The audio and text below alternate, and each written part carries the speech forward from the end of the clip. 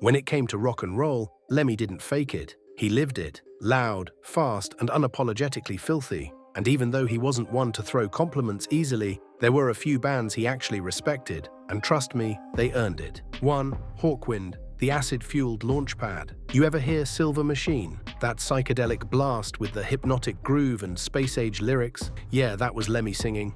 Most people don't realize this, but before Motörhead ever existed, Lemmy was the bassist and occasional lead vocalist for the space rock band Hawkwind. Now don't let the cosmic vibes fool you. Lemmy was doing acid by the fistful and still laid down some of the heaviest bass lines in their catalogue. He joined Hawkwind in 1971, and even though it only lasted about 4 years, he credited that period with shaping his sound. In his own words, "I learned how to be on stage. I learned how to be in a band. I learned what not to do too." But here's where it gets crazy. He didn't even want to sing Silver Machine. He was basically shoved into it last minute because the other guy's voice didn't cut through the mix. That song went on to become Hawkwind's biggest hit, and it launched Lemmy into the spotlight. He always joked, "I got famous for a song I didn't even write and didn't want to sing." Eventually, they kicked him out for doing the wrong drugs. Lemmy loved speed. They were more into LSD, but there were no hard feelings. He always looked back on that band with a weird mix of humor and fondness.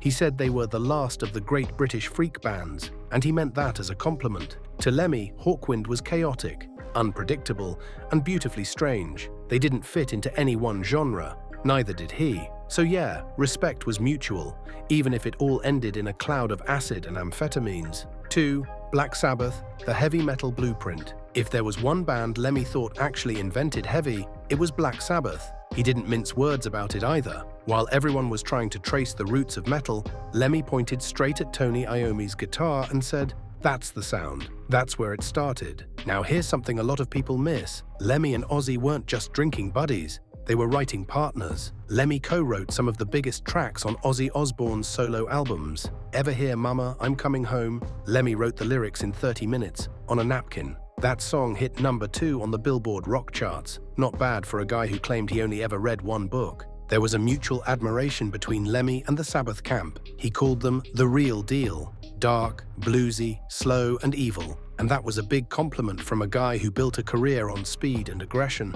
But Lemmy got it. He knew Sabbath didn't need to play fast to be terrifying. Their power came from the weight of every single riff. And it wasn't just Ozzy-era Sabbath either. Lemmy had respect for the years too. He loved the theatrical edge, the fantasy lyrics, and the sheer size of Ronnie James Dio's voice. In fact, he once said, Dio was a proper singer. He didn't scream, he sang. Lemmy wasn't the kind of guy to talk music theory or when it came to rock and roll, Lemmy didn't fake it. He lived it. Loud, fast, and unapologetically filthy. And even though he wasn't one to throw compliments easily, there were a few bands he actually respected. And trust me, they earned it. 3. Metallica, the kids who took over the throne. So picture this. It's the early 80s. Thrash metal is just crawling out of the womb, and in walks this loud, aggressive denim and leather gang from California, Metallica. Now, to most of the old guard, they were just noise. But to Lemmy, these kids had something. Lemmy saw himself in them, not because of how they played,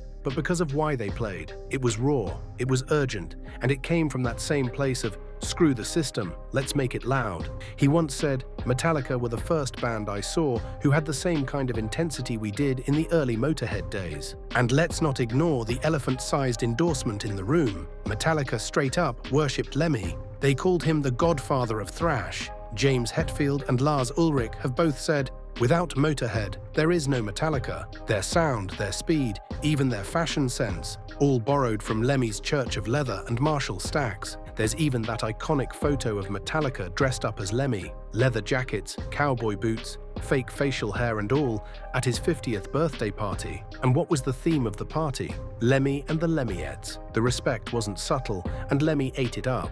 But beyond the bromance, there was mutual musical admiration.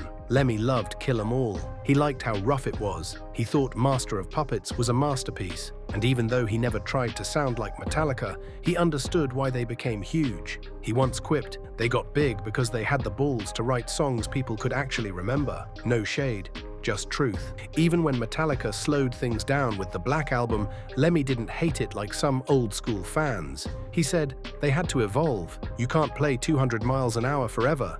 I get it. That's the thing. Lemmy didn't gatekeep metal. He He passed the torch. Metallica was the band he trusted to carry that flame into the next era, and Metallica, to their credit, always made sure Lemmy's name stayed carved into the metal throne. 4. Slayer, the band that turned chaos into religion. Now, if Motörhead was the spark that lit the fire, Slayer was the wildfire that burned everything down. These guys didn't just play fast, they played like they were possessed. Guitars that sliced like chainsaws, drums that hit like a riot, lyrics soaked in death, war, and the apocalypse. And for Lemmy, that wasn't just noise, that was truth. He used to say Slayer were like a precision bombing run, loud, lethal, and on point. Coming from Lemmy, that was the ultimate compliment. He respected authenticity, and Slayer never once compromised, never softened their sound, never smiled for the camera, never wrote a radio single. They were the anti-star stars. And that attitude, that was so Lemmy it hurts. He didn't just admire their music,